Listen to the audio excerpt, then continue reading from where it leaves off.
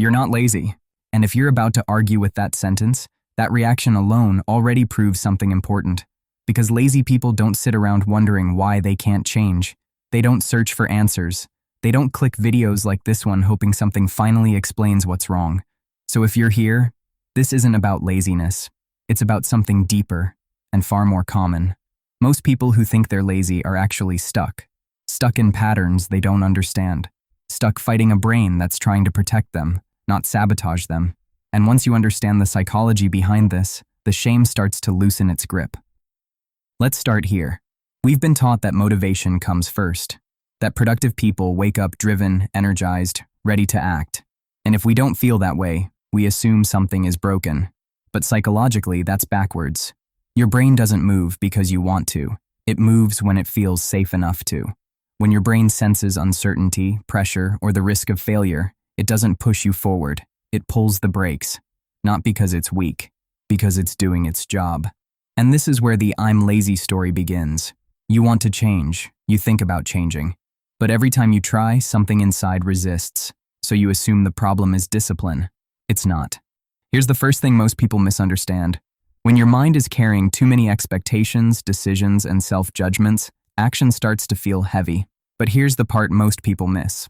Overload isn't just having too much to do. It's having too much meaning attached to doing it. Every task starts to feel like a test. Every decision feels like it says something about who you are. So your brain doesn't see one action. It sees consequences, judgments, future regret. Psychologically, overload creates paralysis. Your brain sees too many paths, too many outcomes, too many ways to get it wrong, and instead of choosing one, it chooses none. From the outside, this looks like procrastination, but internally, it's avoidance of overwhelm. You don't avoid tasks because you don't care. You avoid them because your nervous system is already stretched thin. And every time you tell yourself to just try harder, you add more pressure to a system that's already overloaded.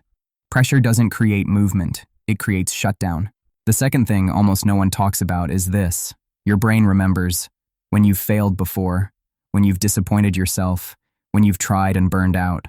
So the next time you think about starting again, your mind quietly asks, what if this hurts like last time? And to avoid that pain, it delays, it distracts, it numbs, not because you're weak, but because avoidance feels safer than disappointment. This isn't laziness, it's protection. And here's the trap. When you call that protection laziness, you add shame. And shame tells the brain it's unsafe to try at all. Calling yourself lazy only deepens the cycle, because shame makes the brain less likely to act, not more. You don't need harsher self-talk. You need clarity. Third, you're waiting to feel ready. But readiness is a myth your brain invented. Most people believe action comes after confidence, clarity, or motivation. Psychologically, it's the opposite. Your brain does not release energy before movement. It releases energy after movement proves there's no danger. So when you wait to feel ready, what you're really doing is asking your brain to break its own safety rules. Readiness feels responsible, but underneath it, there's usually fear of committing, fear of choosing wrong, or fear of seeing what happens if you actually try. Your mind says, I'll start when I feel certain, but certainty only appears after action begins. That's why starting feels heavy, not because you're lazy, but because you're asking your brain to leap without evidence. Progress doesn't come from feeling ready. It comes from doing something small enough that your nervous system doesn't panic. And once that happens, something subtle shifts. Not motivation, trust. Your brain starts to believe, maybe this isn't as dangerous as I thought. That belief is what unlocks momentum. And lastly, you've tied your self-worth to outcomes instead of effort. This is one of the most common and least talked about patterns. Somewhere along the way, productivity stopped being about doing things and started being about proving something. That you're capable, that you're not behind, that you're not wasting your potential. So every task becomes loaded. If you succeed, it means something about who you are. If you fail, it means something worse.